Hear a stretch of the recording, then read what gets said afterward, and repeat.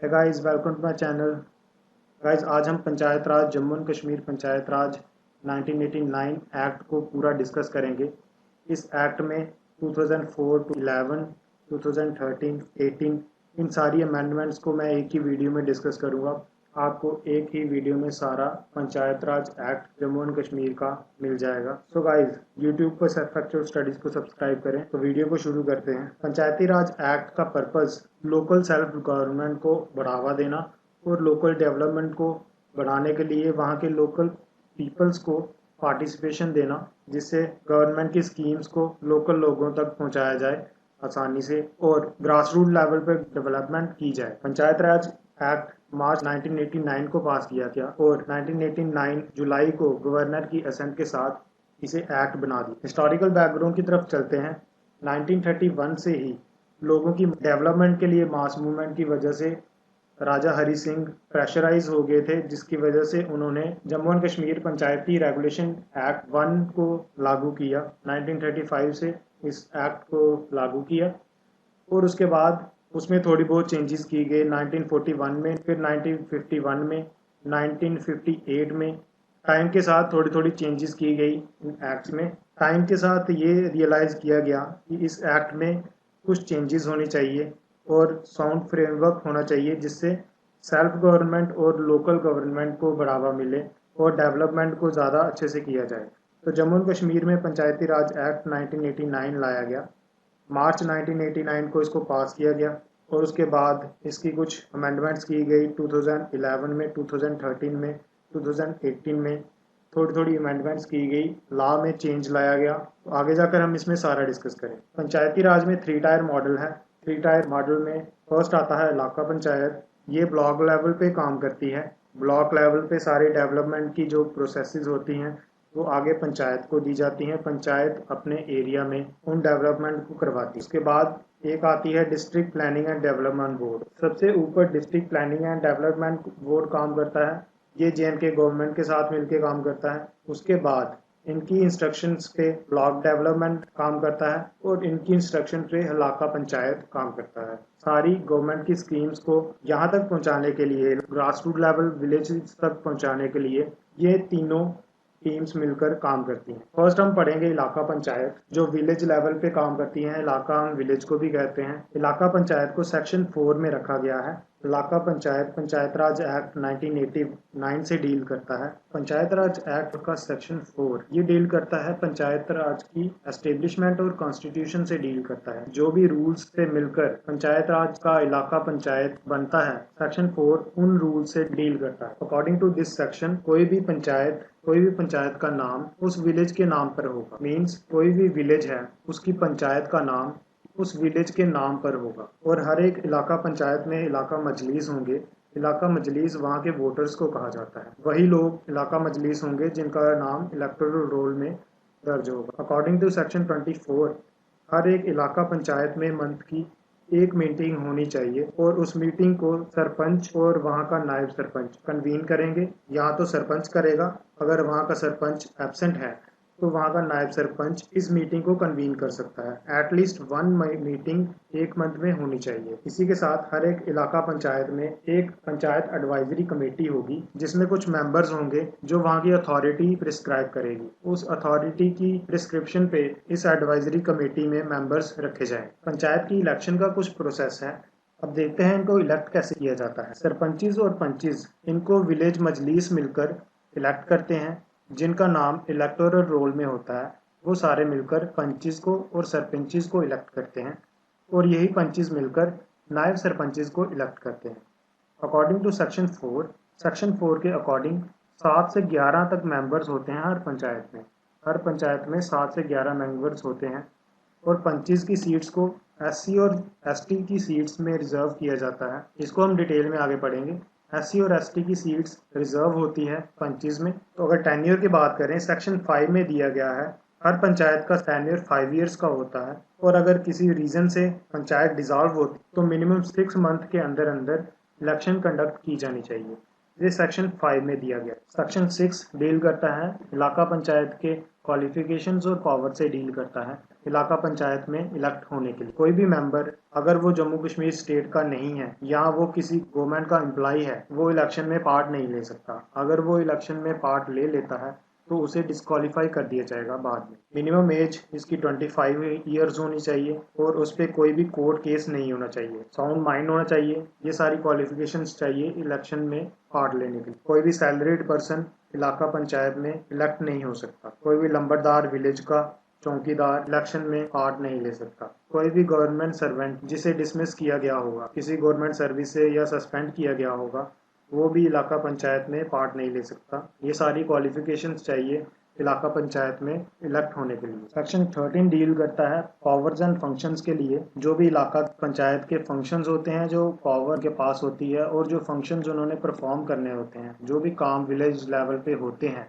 वो सारे इलाका पंचायत करवाती है। वो सब सेक्शन 13 में दिया गया है। विलेज लेवल पर इलाका और विलेज के डेवलपमेंट के लिए जो प्लान्स बनते हैं वो सारे इलाका पंचायत बनाती है कि कैसे वहाँ पे काम करवाना है। सॉइल कंजर्वेशन के लिए, रूरल डेवलपमेंट के लिए और वहाँ के लोकल लोगों के लिए वेलफेयर प्रोग्राम्स जो इम्प्लीमेंट करते हैं वो इलाका की पंचायत करती है। इसी के साथ लोकल लोगों की बेटरमेंट के लिए वेरियस प्रोग्राम्स इम्प्लीमेंट करते हैं। पॉवर्टी एलिवेशन के लिए, एम्प्लॉयमेंट जनरेशन के लिए, SC और ST की हाउसिंग के लिए, विलेज लेवल पे जो एजुकेशन प्रोग्राम्स होते हैं उनको इम्प्लीमेंट करना, वो इलाका पंचायत का काम होता है। इसी के साथ इलाका panchayat industries, theatres, entertainment tax भी लिवे करती है। ट्रांसपोर्ट पिलग्रिम्स पे टैक्स जो होता है वो इलाका पंचायत डिवाइड करती है। इसके बाद कुछ फंक्शंस जो जम्मू कश्मीर गवर्नमेंट की तरफ से होते हैं और जो Jammu Kashmir district development board की तरफ से या ब्लॉक डेवलपमेंट काउंसिल की तरफ से जो काम दिए जाते हैं विलेज लेवल पे,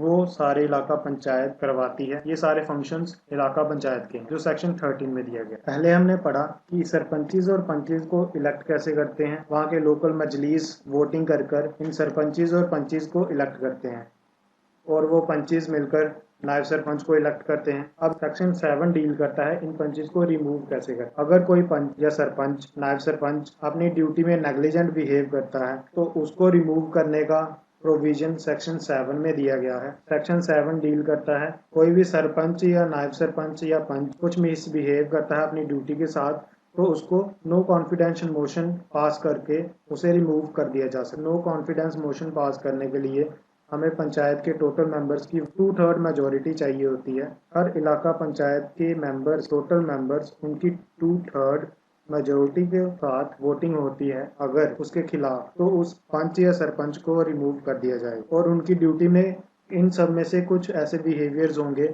अगर वो करेगा तो उनको रिमूव करने की कुछ ग्राउंड्स होंगी। जैसे अगर वो नेग्लिजेंट ऑफ ड्यूटी करेगा, मीन्स अपनी ड्यूटी में अच्छा काम नहीं करेगा या उसको अपने काम को नेगलेक्ट करेगा तो उसको रिमूव कर दिया जाएगा। और सेकंड होगी जो हमने सेक्शन 6 में क्वालिफिकेशंस पढ़ी सरपंच की, अगर वो उन क्वालिफिकेशंस को पूरा नहीं करता तो सेक्शन 6 में जो है उसको फिर भी डिस्क्वालीफाई कर दिया जाएगा। कोई भी सरपंच या पंच या नायब सरपंच कंसेक्यूटिव 6 मीटिंग्स में अटेंड नहीं होता तो उसको इलाका पंचायत वोटिंग करके रिमूव कर सकती है। और सेक्शन 11 डील करता है कोई भी सरपंच अगर रिजाइन करना चाहता है या पंच रिजाइन करना चाहता है उसका प्रोविजन सेक्शन 11 में दिया गया है। और पंचीस सरपंचीज की जो सैलरी होती है उसको JNK गवर्नमेंट स्पेसिफाई करती है कि मंथली सैलरी उनको कितनी दी जाएगी। गाइज आपको बताना है, कमेंट्स में आप अपना आंसर दे सकते हैं इस टाइम पे प्रेजेंट सैलरी सरपंच की और पंच की कितनी सैलरीज है। आप अपना आंसर नीचे दिए कमेंट्स में टाइप कर सकते हैं। सेक्शन 25 डील करता है सरपंच और नायब सरपंच की पावर्स के साथ और वो जो फंक्शंस परफॉर्म करने होते हैं उनसे डील करता है। जैसे कि सेक्शन 24 में दिया गया है हर इलाका पंचायत को मंथली एक मीटिंग बुलानी पड़ेगी। इसी के साथ जो सेक्शन 25 डील करता है पावर्स और फंक्शंस के साथ, हर एक इलाका पंचायत में इलाका पंचायत की मीटिंग्स रिस्पॉन्सिबिलिटी होती है। इसी के साथ जो फाइनेंशियल और एग्जीक्यूटिव एडमिनिस्ट्रेशन के काम होते हैं वो सारे सरपंच करता है। कोई भी फाइनेंशियल हिसाब किताब रखना वो सरपंच के हाथ में होता है। इसके बाद अगर कोई सरपंच अपनी ड्यूटी से एब्सेंट है या किसी वजह से वो अपना काम नहीं कर सकता तो उसकी जगह नायब सरपंच उसकी सारी रिस्पॉन्सिबिलिटी संभालता है। फाइनेंशियल काम जो भी होते हैं इलाका पंचायत के और जो रिकॉर्ड मेंटेन करने वाले काम सारे वो नायब सरपंच परफॉर्म करेगा। इसके बाद पढ़ेंगे ब्लॉक डेवलपमेंट काउंसिल। सेक्शन 27 में ब्लॉक डेवलपमेंट की काउंसिल की कॉन्स्टिट्यूशन दिया गया है। इसमें दिया गया है गवर्नमेंट ब्लॉक डेवलपमेंट काउंसिल को कॉन्स्टिट्यूट करेगी और ये सारे मिलाकर चेयरमैन मिलाकर सभी सरपंचेस मिलाकर इलाका पंचायत के और मार्केटिंग सोसाइटी के चेयरमैन को मिलाकर ये ब्लॉक डेवलपमेंट काउंसिल बनता है। हर ब्लॉक के सारे सरपंचेस जो भी होते हैं वो ब्लॉक डेवलपमेंट काउंसिल के चेयरमैन के अंडर काम करते हैं, उनकी इंस्ट्रक्शंस पे काम करते हैं। ब्लॉक डेवलपमेंट काउंसिल में एक चेयरमैन होता है और एक वाइस चेयरमैन होता है। हर एक ब्लॉक डेवलपमेंट काउंसिल में एक चेयरमैन होगा जिसकी क्वालिफिकेशन पंचेस के क्वालिफिकेशन के इक्वल होगी और हर एक ब्लॉक डेवलपमेंट काउंसिल में एक वाइस चेयरमैन होगा। इन सब का टेन्योर 5 ईयर्स होता है जिसको सेक्शन 29 में दिया गया है और इनकी salary government of Jammu and Kashmir के द्वारा फिक्स की जाती है। और सेक्शन 34 में ये भी दिया गया है मंथली हर मंथ में एटलीस्ट एक मीटिंग ब्लॉक डेवलपमेंट काउंसिल की चेयरमैन द्वारा की जाएगी। इसके बाद डिस्कस करेंगे सेक्शन 30 में जो दिया गया है powers and function of block development council. ये सेक्शन 30 में दिया गया है। ब्लॉक डेवलपमेंट काउंसिल के मेन फंक्शंस होते हैं कोई भी काम जो कंस्ट्रक्शन का काम है, मेंटेनेंस का काम है या कोई टेक्निकल एडमिनिस्ट्रेशन होता है इलाका पंचायत का, उसको मेंटेन करना या उसको मॉनिटर करना। और इंटर इलाका पंचायत का कम्युनिकेशन सिस्टम जो होता है उसको मेंटेन करना मींस दो पंचायत इलाका पंचायत जो होती हैं उनमें कम्युनिकेशन कंस्ट्रक्ट करना। ब्लॉक डेवलपमेंट काउंसिल का काम ये भी होता है कि वहाँ पे जो भी काम चल रहे होते हैं उनको मॉनिटर करना।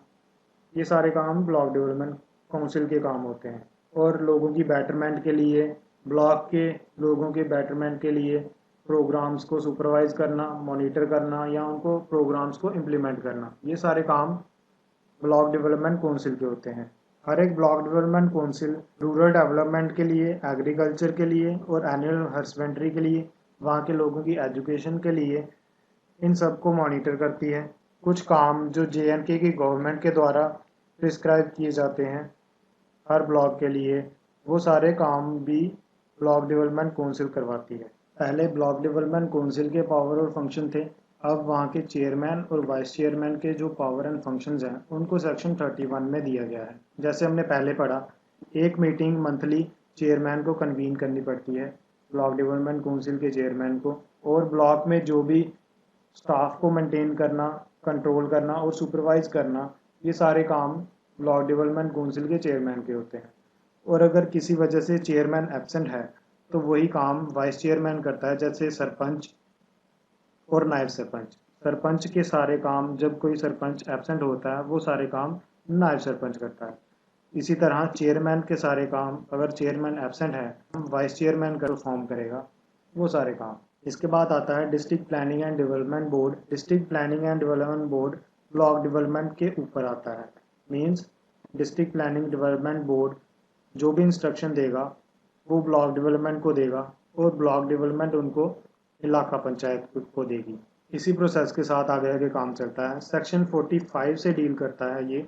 डिस्ट्रिक्ट प्लानिंग और डेवलपमेंट बोर्ड की कॉन्स्टिट्यूशन डील करता है सेक्शन 45 से।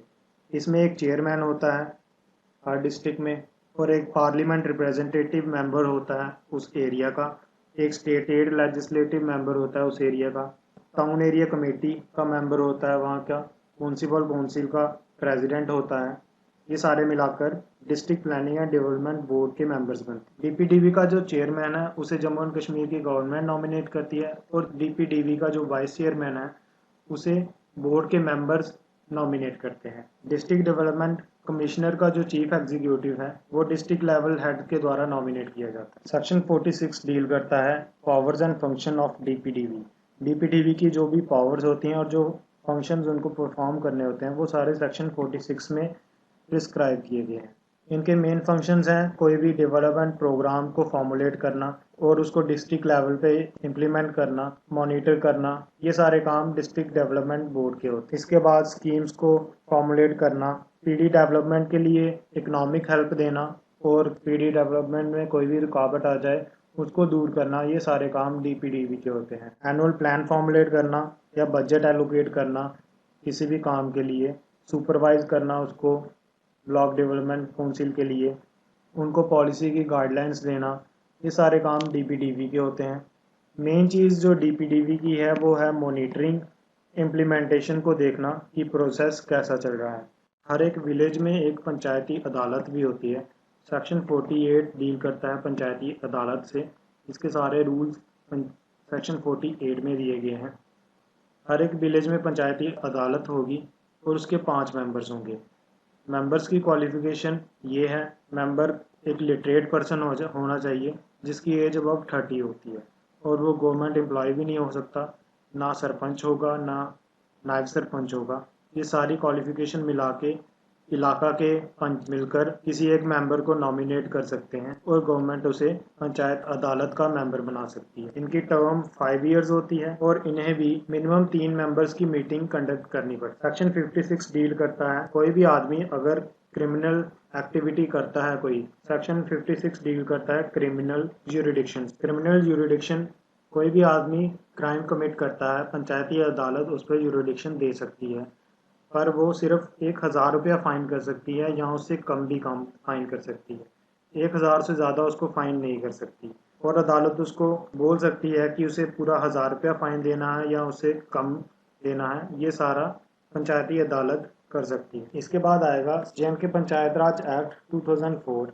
इसको सेकंड अमेंडमेंट के थ्रू लाया गया था। इस अमेंडमेंट में पंचेस की रिजर्वेशन प्रोवाइड की एसटी और एसटी के लिए पंचायत राज में, और वीमेंस को 1/3 रिजर्वेशन प्रोवाइड की गई इसी एक्ट में। पंचायत की 1/3 जो मेंबर्स होंगे उनको वुमेन के लिए रिजर्व किया जाएगा, और इस एक्ट में ये भी बताया गया कि ये सारी रिजर्वेशन एक ही बार नहीं दी जाएगी, अलग अलग कॉन्स्टिट्यूएंसीज में अलग अलग इलाका पंचायत को ये रिजर्वेशन दी जाएगी, सभी को एक साथ नहीं दी जाएगी। इसके बाद पंचायत राज एक्ट आया 2011। ये थर्ड अमेंडमेंट के थ्रू आया था। इस एक्ट में चीफ इलेक्शन कमिश्नर का प्रोविजन ऐड किया गया। मींस सारे इलेक्शंस, जो भी पंचायत राज के इलेक्शंस होंगे, स्टेट का इलेक्शन कमीशन कंडक्ट करवाएगा, और उसमें एक चीफ इलेक्शन ऑफिसर होगा जो इस सारे फंक्शन को परफॉर्म करेगा। सेक्शन 36 डील करता है चीफ इलेक्शन ऑफिसर की अथॉरिटी से, स्टेट इलेक्शन कमीशन की रिस्पॉन्सिबिलिटी से, डायरेक्शन और कंट्रोल से डील करता है। जो भी जनरल इलेक्शंस होंगी उनको कंडक्ट करवाने के जो भी फंक्शंस होंगे वो सेक्शन 36 में प्रिस्क्राइब किए गए। और सारे जनरल इलेक्शंस जो भी होंगे वो स्टेट इलेक्शन कमीशन कंडक्ट कराएगा। उसका एक चीफ इलेक्टोरल ऑफिसर होगा सारे फंक्शंस को कंडक्ट करने। चीफ इलेक्टोरल ऑफिसर को गवर्नर अपॉइंट करेगा स्टेट का, और chief minister, senior minister state का, और सीनियर मिनिस्टर्स का मेंबर कोई, लेजिस्लेटिव असेंबली का स्पीकर, पंचायत राज मिनिस्टर स्टेट का, और अपोजिशन पार्टी का कोई भी मेंबर, ये सारे मिलकर चीफ इलेक्शन कमिश्नर को नॉमिनेट करेंगे और गवर्नर उसको अपॉइंट करेगा।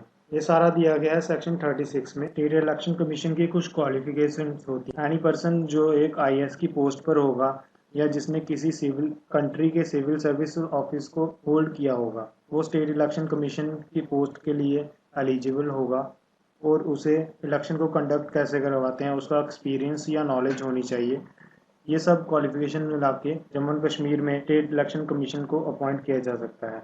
स्टेट इलेक्शन कमिश्नर के कुछ बेनिफिट्स होते हैं, जैसे कि इसको पेंशन मिलेगी, और रिटायरमेंट के बाद जो भी एक्स्ट्रा बेनिफिट्स होते हैं वो भी सारे दिए जाएंगे। ओथ टेकिंग सेरेमनी गवर्नर के द्वारा की जाती है, स्टेट के गवर्नर के द्वारा। मींस स्टेट का गवर्नर चीफ इलेक्शन कमिश्नर को अपॉइंट करता है। सेक्शन 36A डील करता है इसके टेन्योर के लिए। सेक्शन 36A में बताया गया है कि इसका टेन्योर कितना होगा। 5 साल का टेन्योर हो सकता है, और 65 ईयर की एज जो भी पहले आ जाएगा तब स्टेट इलेक्शन कमिश्नर का टेन्योर खत्म हो जाएगा। मीन्स यहाँ तो पहले 5 साल हो जाएंगे और यहाँ तो 65 ईयर का एज हो जाएगा। जो भी पहले होगा उसी टाइम स्टेट इलेक्शन कमिश्नर का टेन्योर खत्म हो जाएगा। इसके रिमूवल की प्रोसेस जो भी होते हैं उसको सेक्शन 36B में प्रिस्क्राइब किया गया है। सेक्शन 36B में इसके रिमूवल का प्रोविजन बताया गया है।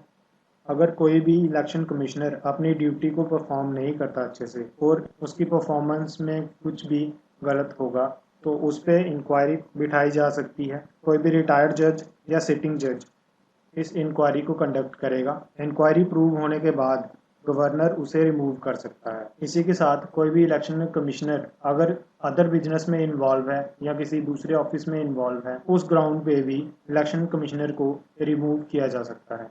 और स्टेट का गवर्नर उसे रिमूव कर सकता है। J&K government deputy electional commissioner को अपॉइंट कर सकती है। कोई भी ऐसा पर्सन जो कमीशन का सेक्रेटरी हो या इलेक्शन कमीशन का एम्प्लॉय हो, उसे डिप्टी इलेक्शन कमीशन की पोस्ट पर अपॉइंट किया जा सकता है स्टेट गवर्नमेंट के द्वारा। सेक्शन 36D डील करता है इलेक्शन कमीशन की पावर्स और फंक्शंस के साथ। इलेक्शन कमीशन की जो भी पावर्स हैं और फंक्शंस हैं उनको सेक्शन 36 में दिया गया है। इलेक्शन कमीशन किसी भी ऑफिसर को या किसी भी पर्सन को अपने बिजनेस के लिए या अपने किसी काम के लिए अपॉइंट कर सकता है जिसको वो इम्पोर्टेंट समझे अपने काम के। इलेक्शन प्रोसेस को इफेक्टिवली कंडक्ट कराना या डायरेक्शंस देना, पंचायत राज इंस्टीट्यूशन को डायरेक्शंस देना या स्टैट्यूटरी बॉडी को डायरेक्शन देना, ये सारी चीज़ें स्टेट इलेक्शन कमीशन की पावर्स में आती हैं। इलेक्शन प्रोसेस को टाइमली कंडक्ट कराना या उसका टाइम फिक्स करना, डेट फिक्स करना,